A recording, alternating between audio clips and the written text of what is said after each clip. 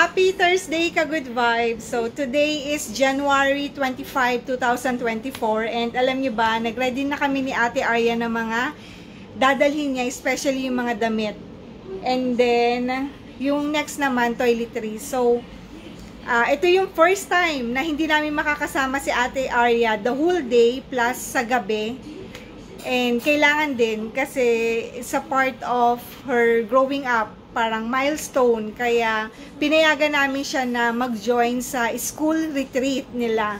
Dahil grade 6 na siya, lahat ng graduating student pwedeng sumama sa retreat kung papayagan ng parents. Dahil payag naman si Papa Al, kaya ako is okay na rin sa akin kahit na medyo 50-50 yung aking desisyon.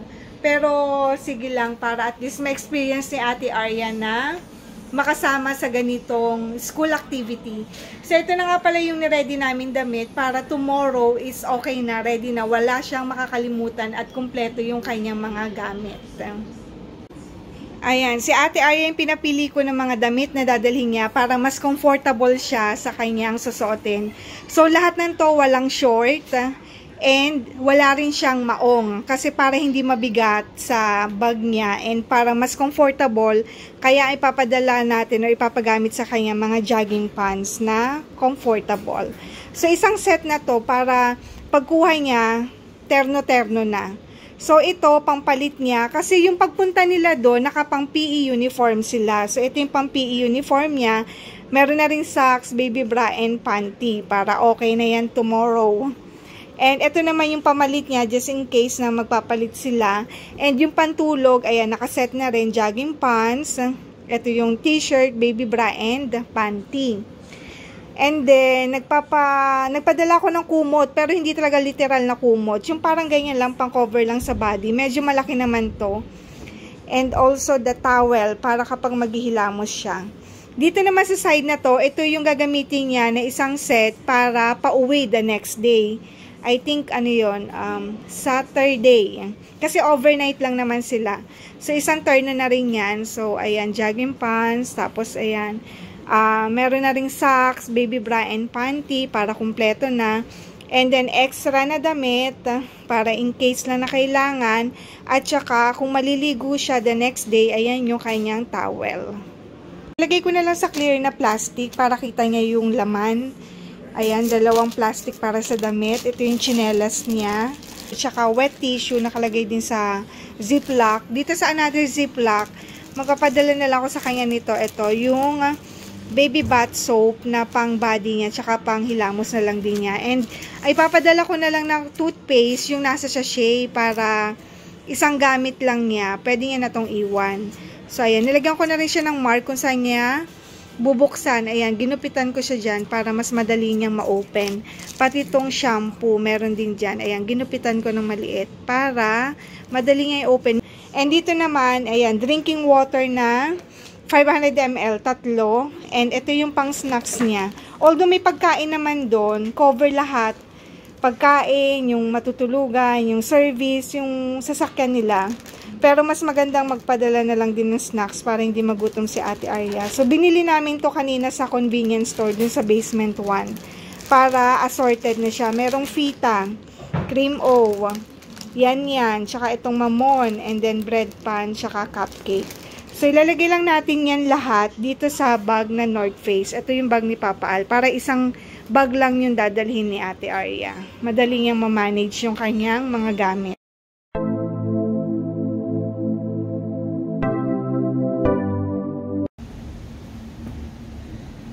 5:05 na. Gusto mo lahatan? Yeah. Nakaligo na si Ate Arya, lamig ng tubig. Kasi sobrang early. Early pa. 4:45 ako naliga. 4:45. Ano masyadong baba? Hindi mo baba. Hindi.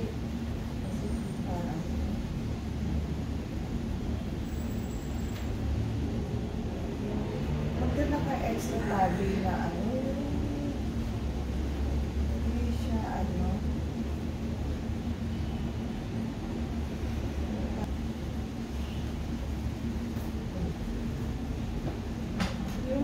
social distance.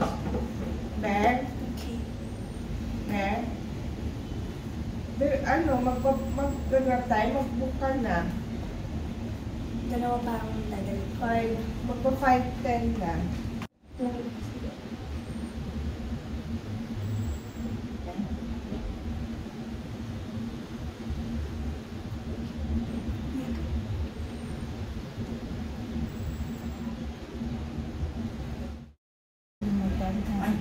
Tuloy si ate. Morning. Uy! Baliktad yung damit mo, Dudong.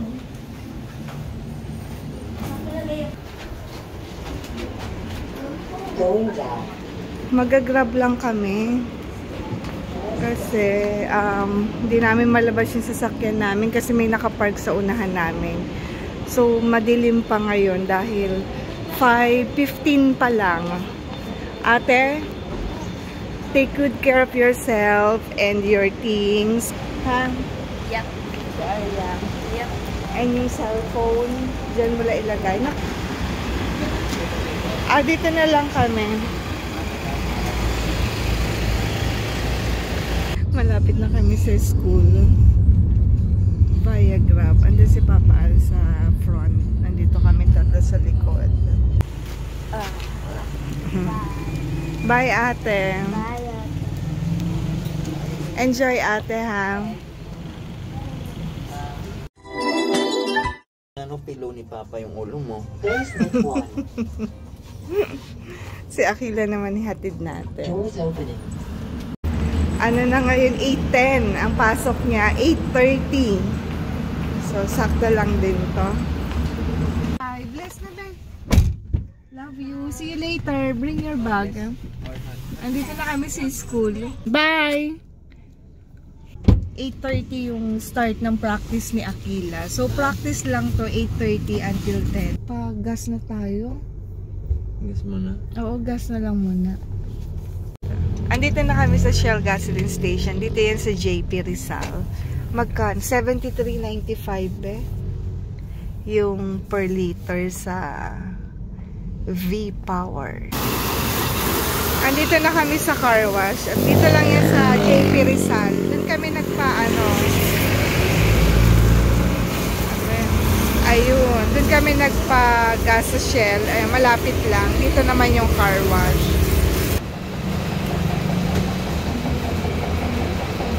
Andito na kami ulit sa school. Susundin na si Akila. Kasi saglit lang yung kanyang practice para sa darating na communion nila. And 8:30 until 10 o'clock lang yung schedule ni Akila every Friday. So dumaan kami ng nagpagasolina, nagpa-car wash, and then dumaan kami ng palengke. Ito na siya. Yan.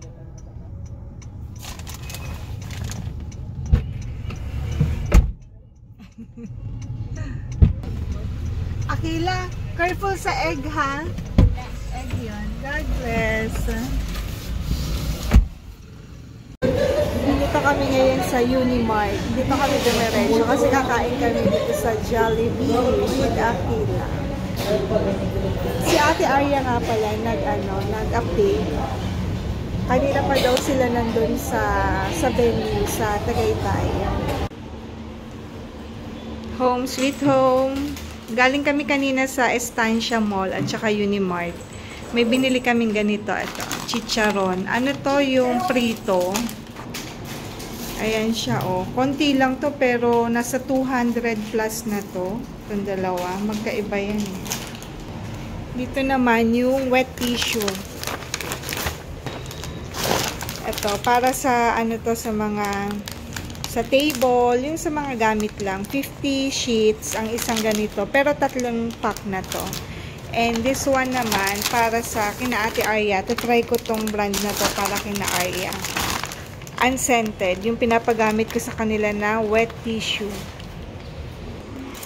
Galing din kami ng Mr. DIY sa Unimart. Ayan, bumili si Akila nito. Keychain na may ilaw at saka may sound. Ano ba yan, Akila? That one, para sa gripo dun sa kitchen. Recyclable And storage bag. storage bag. Ito yung Ziploc na malaki. Size large siya. 6 pieces. Also this one. Paintbrush. Kailangan nito nila Arya. Kasi mahilig silang mag-painting. Meron pa. Correction tape. Also this one. Para kay Ate Arya. Naubusan na siya ng correction tape. And after namin mas mahatid si Akila kanina, pumunta kami ng palengke sa Poblacion Market. So, bumili kami ng banana, ng mangga, tsaka egg. Medyo maliit lang yung egg na available. Wala na yung large and XL na size. Kaya, konti lang muna yung binili namin. Bumili rin kami ng salted egg. Ito yung itlog na pula. And, kamatis. Maikli lang ng waiting time para kay Akila dahil 8:30 to 10 lang yung pasok ni Akila dahil practice nga lang niya sa school. Kaya ang ginawa namin ni Papa Al, sinulit namin yung oras na meron kami ma-accomplish. Ayan, nagpagas kami sa GP Rizal, sa Shell. After gas, diretso sa car wash kasi malapit lang yung magkapitbahay lang yung car wash. And on the way din dun yung ating pinuntahan na palengke sa Poblacion. And after sa palengke, sinundo na si Akila kasi 10 o'clock na yon. And after sunduin si Akila, nag-ano na kami, Unimart, tsaka Estancia Mall. Doon natin kami kumain ng lunch, Jollibee yung request ni Akila. So yun nga, napag-uusapan nga namin na nakakamiss kasi nga si Ate Arya ay hindi namin kasama. So far okay naman kasi nag-update yung advisor nila, Ate Arya, sa lahat ng parents na sumama yung mga anak. Kaya may update naman kami, kaya okay naman. Tsaka for sure safe naman sila doon kasi may mga kasamang teacher at tsaka yung principal and iba pang staff ng school. So tingnan natin later kung maka-message sa amin si Ate Arya kasi pinadala namin sa kanya yung cellphone. Anong answer niyan? Snacks tayo. Magkakape ako. Coffee and then yung pasalubong ni Papa Al kagabi. Cookies to eh. Na-in-order niya sa office mate niya. And ito kinakain namin ito. Dito namin binili sa ayan. Ano ba to? Gubis? Gabis. Gabi sinigang. Gabi sinigang daw. Habang si Akila nag-a-answer ng kanyang math. Ano na ngayong gabi na 6:30 pero nag-update naman si teacher na ongoing daw yung activity doon sa sa retreat nila Ate Arya. Ito lang ang aming gawa. Ayan si Akila. Nag-laptop siya. Habang ako ay naghihintay matapos yung laba. 13 minutes na lang yan. Ayan si Papa Al.